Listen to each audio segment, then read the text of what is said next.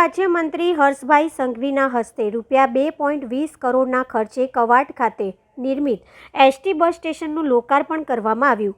છોટાઉદેપુર જિલ્લાના કવાંટ ખાતે નવનિર્મિત એસટી બસ ડેપોનું ગૃહ રાજ્યમંત્રી હર્ષભાઈ સંઘવી દ્વારા લોકાર્પણ કરવામાં આવતા સમગ્ર વિસ્તારની પ્રજામાં ખુશીની લહેર વ્યાપેલી જોવા મળી।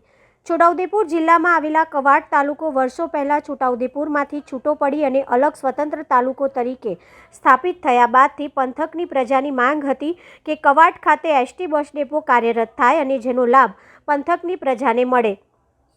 ત્યારે લાંબા સમયની માંગણીનો રાજ્ય સરકાર દ્વારા સકારાત્મક પરિણામ મળે તે દિશામાં નિર્ણય લઈ કવાંટની પંથકની પ્રજાને રૂપિયા 2 કરોડના ખર્ચે તૈયાર થયેલ અદ્યતન સુવિધાઓથી સજ્જ નવનિર્મિત એસટી બસ ડેપોની ભેટ આપવામાં આવતા સમગ્ર વિસ્તારની પ્રજામાં આનંદ છવાયો છે। કવાંટ તાલુકામાં ગુજરાત રાજ્ય માર્ગ વાહન વ્યવહાર નિગમ દ્વારા રૂપિયા 2.20 કરોડના ખર્ચે નિર્મિત એસટી બસ સ્ટેશનનું લોકાર્પણ કરીને તાલુકાને મળતી સેવાઓમાં પણ એક ઉમેરો થયો છે। નવનિર્મિત એસટી ડેપોમાં પ્રજાની સુખાકારી માટેના તમામ વ્યવસ્થાપનો જેમાં canteen room, parcel room, control room, store room, પીવાના પાણીની પરબ, મહિલા રેસ્ટ રૂમ, વિકલાંગ શૌચાલય ઊભા કરવામાં આવ્યા છે। એસટી બસ ડેપોના લોકાર્પણ સમારંભમાં રાજ્ય તેમજ કેન્દ્ર સરકારની યોજનાના લાભાર્થીઓને મહાનુભાવોના હસ્તે લાભ વિતરણ પણ કરાયું હતું। આ સાથે મંત્રી સહિત મહાનુભાવોના હસ્તે 25 નવીન બસોનું ફ્લેગ ઓફ કરવામાં આવ્યું હતું।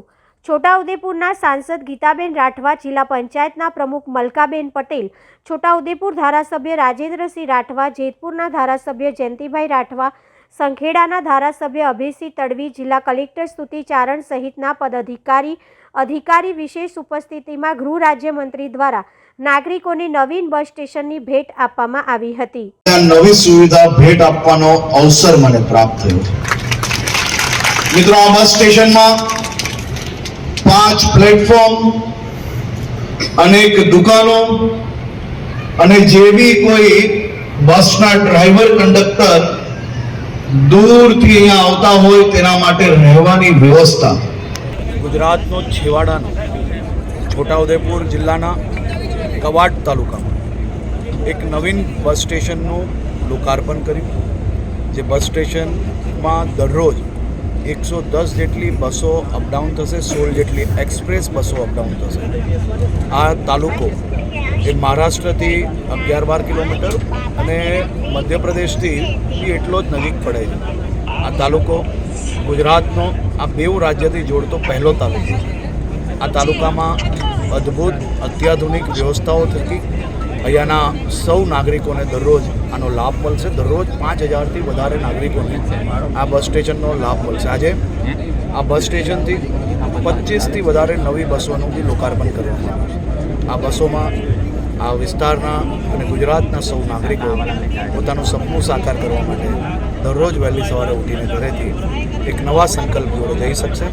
સૌ નાગરિકોને એક સૂચન બી કર્યું છે ને વિનંતી બી કરી છે કે આ અત્યાધુનિક નવી બસો બસ સ્ટેશનને આ જ પ્રકારે સ્વચ્છ રાખવામાં મદદગાર થાય।